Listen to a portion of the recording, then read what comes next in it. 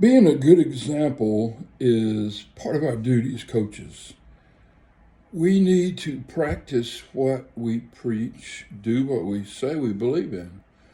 A good example of this is years ago, we had a huddle, an FCA huddle in our gym, and I was the speaker, and I spoke about this very topic, being a good example, always exemplifying what you believe in your actions.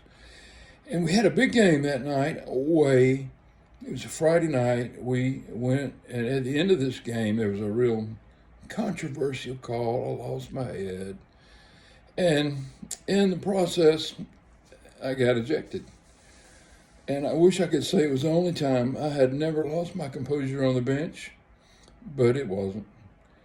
And to top it all off and make it worse, we lost the game by 1 point. Had I been on the bench, it's possible we could have pulled it out. A great disservice to the team, to the guys, and I was just so ashamed of myself. No amount of apology can really erase the impact of that. I'm afraid it'll be remembered long after I'm gone, getting tossed from that gym. So that night, when we arrived back at school and I was driving home, and my little son Tyler was our water boy, he's about 6 years old, and he had been at FCA that morning to hear me talk about this. So it was quiet. We were driving home. I was caught up in my thoughts.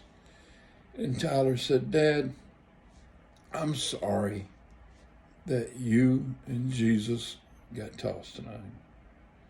I was so ashamed. It was just a dagger to my heart. My son was listening that morning when I said that everywhere you go, you represent Jesus. So we're never going to be perfect. It's a game of intense emotion. Sometimes we go over the line. I hope you've never done it. I wish I could say I haven't, but I shouldn't. And it's one of those things that takes a lot of discipline, a lot of work, and it is a mindset that we must have in our lives, that we want to be exemplary in all our actions. There are so many eyes watching every move we make. Charles Barkley was wrong when he said, "I'm not a role model for your children." We don't have a choice. In the public eye, we are a role model. Our choice is, what kind of role model do we want to be? A positive one or a bad one? So my exhortation to you is, Coach, if you lose your head, you can't count on anyone else keeping theirs.